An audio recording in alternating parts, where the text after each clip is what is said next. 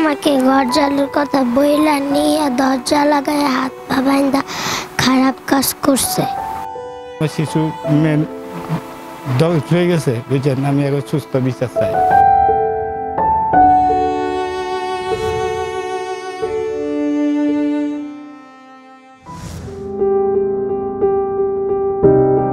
টঙ্গীর শিলমুন পশ্চিমপাড়া এলাকায় 28 ফেব্রুয়ারি ঘটে যায় এক ভয়ঙ্কর ঘটনা।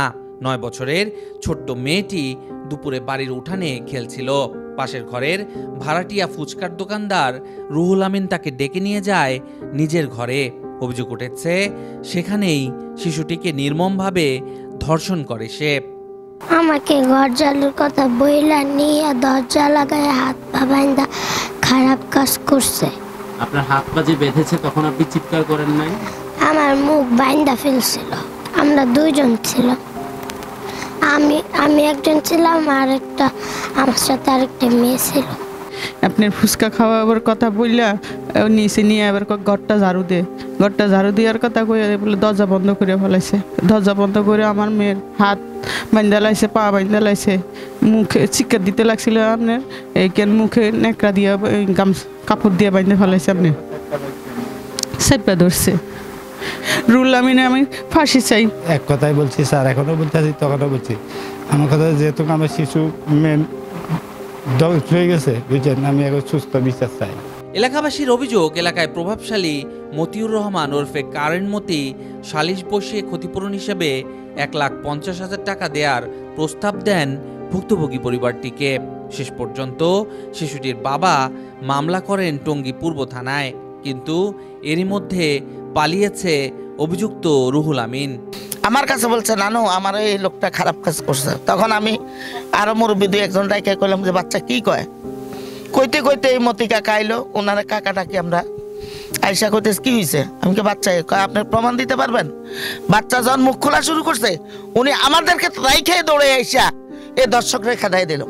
মতি মিয়া লাবলু এরা কেন ওইটা সহযোগিতা করলো? এই কেন সহযোগিতা করলো? আর ওই সারাক্ষণ টাকার অফার দিয়া মুরব্বীদেরকে ইয়া করছে। আর ওই কি বলে অপরাধীর যে বোন, হ্যাঁ, সে রাতারাতি এখান থেকে মাল নিয়ে গেল। তবে লাবলুরও ধরা উচিত, মতিরও ডাকা উচিত। এখানে কেন এই দর্শককে সাহায্য সহযোগিতা করলো? দর্শকের পুরো নাম রুহুল আমিন, তার বোনের নাম ডলি, তার বোনের স্বামী নাম হলো কোরবান আলী। হাত পা বাঁধছে, এগুলা কত বড় ডেঞ্জারাস কাজ কারবার। কি উনি ফুচকা বিক্রি করতো, যে কোনো সময় আইতাম ওনার দোকানে পিচ্ছি পোলাপান থাকতো। তো জিনিসটা মনে করেন দেখতো কটু লাগতো। তো আমি ওনারে অনেকদিন ধমকাইছি যে আপনি পোলাপানের লগে এত কি, আপনি ব্যবসা করবেন ব্যবসার জায়গায়। জার্নালিস্ট টিম সদস্যরাই কারেন মতির সাথে যোগাযোগ করার চেষ্টা করেছে, তবে তাকে পাওয়া যায়নি। কথা হয় তার এক সহযোগীর সাথে, যিনি এই ধর্ষণের ঘটনা আপোষ মীমাংসার অপচেষ্টা করেছিলেন। লাইটটা ফোকাসটা বন্ধ করেন, মাথা ব্যথা করতেছে, একটু ফোকাসটা বন্ধ করেন। এরকম সামাজিকভাবে একটু বসছিলাম হালকা পাতলা। মানে ধর্ষণ, হত্যা এগুলা কি সামাজিকভাবে সমাধান করা সম্ভব? সেটা পারি না দেখে তো প্রশাসনিক চলে গেছে। এটা চেষ্টাটা আপনি কেন করেছেন? সরাসরি আইনের আওতায় না যে মানে আপনি কেন এভাবে বসতে চাইলেন? আইনের আওতায় পরে যাওয়া হয়েছে, 24 ঘন্টা টাইম দেওয়া হয়েছিল যে ওই আসামিকে আইনে দেওয়ার জন্য, যে না আনা হয় তারপরে আইনের ব্যবস্থা করার। আমরা বিভিন্ন জায়গা থেকে শুনতেছি যে আসামিকে পালানোর জন্য আপনি সহযোগিতা না, করেছেন। আমি এর ভিতরে কোনো শুরু থেকেও নাই, শেষ থেকেও নাই। না, আমি কোনো টাকার অফারও নাই। এদিকে মামলা দায়েরের পর তাৎক্ষণিকভাবে ধর্ষণের আলামত জব্দ করেনি পুলিশ, যার ফলে কৌশলে ধর্ষণের আলামত সরিয়ে ফেলা হয়েছে। এ কারণে ভুক্তভোগী শিশুটি ন্যায় বিচার পেতেও ভোগান্তিতে পড়তে হবে বলে মনে করছেন এলাকাবাসী। এই খাটটাতে ধর্ষণ হয়েছিল না, সেটা আপনি বোন দেখে ওইখান থেকে এটা এখানে নিয়ে আসছেন?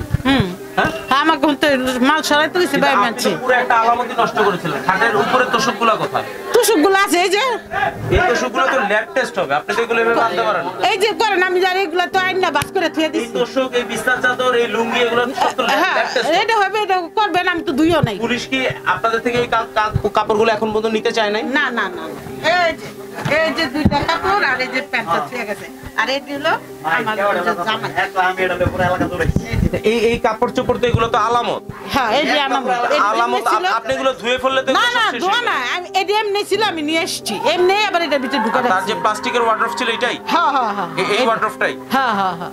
কালকে প্রশাসন আছে না, আমি কইছি আমাদের ভাই, আমি আপনি যদি আমাকে বলেন সত্য কথাটা আমি বলবো না যে আমাকে দেশে আছে, আমি ঠিকানা দিছি আপনারা জানেন। ভাইয়ের ফোন নাম্বার আছে? না না ওর ফোন নাম্বার নাই ভাই, ও মোবাইল ইউজ করে। ঠিকানাটা কি? আমাকে বাড়ি হলো মুন্সিগঞ্জ। মুন্সিগঞ্জ কোথায়? মুন্সিগঞ্জ টঙ্গিবাড়ি থানা, বেতকা পশ্চিম বেতকা, কইলেই দেখাই দিব নাদিম ব্যাপারীর বাড়ি। এসব বিষয়ে কথা বলতে চ্যানেলস টিম গাজীপুর মেট্রোপলিটন পুলিশের উপপুলিশ কমিশনারের কার্যালয়ে। দ্রুত আসামি গ্রেফতারের আশ্বাস দিলেন পুলিশের এই কর্মকর্তা।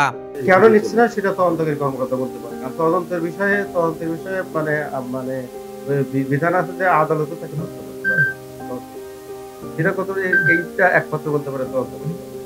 তো তার নেওয়া উচিত, আমাদের আপনার দৃষ্টিতে যেমন মনে হয়েছে যে আলামত তো নেওয়া উচিত, আমারও তাই মনে হয় নেওয়া উচিত, কিন্তু কেন নিচ্ছে নেয়নি সেটা তদন্তকারী কর্মকর্তা। নির্যাতনের শিকার 9 বছরের শিশুটির সাথে সেদিন আরেক শিশুরও জীবনে নেমে এসেছিল ঘোর অন্ধকার। সেই ঘটনার অভিযুক্ত সেই নরপিচাস রুহুল আমিন। তাই আমার বান্ধবীর সাথে আমি গেছি, তারপর ফুচকা আমার হাত মুখ চোখ মুখ বাইন্ধা দিয়েছে, তারপরে 2-3 ঘন্টা পর সাইডে এসে তারপরে আমি আইসা করছি।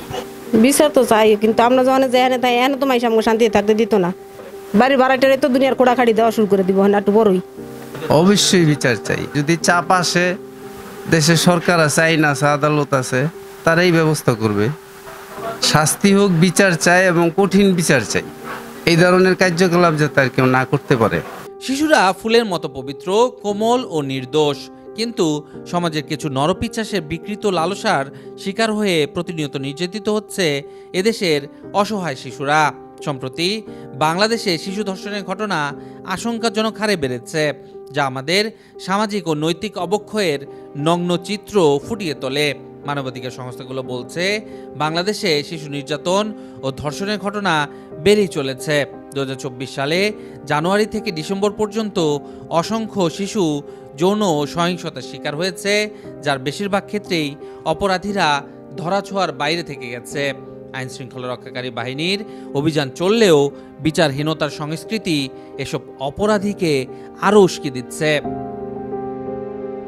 আপনারা বিচার চান? আমরা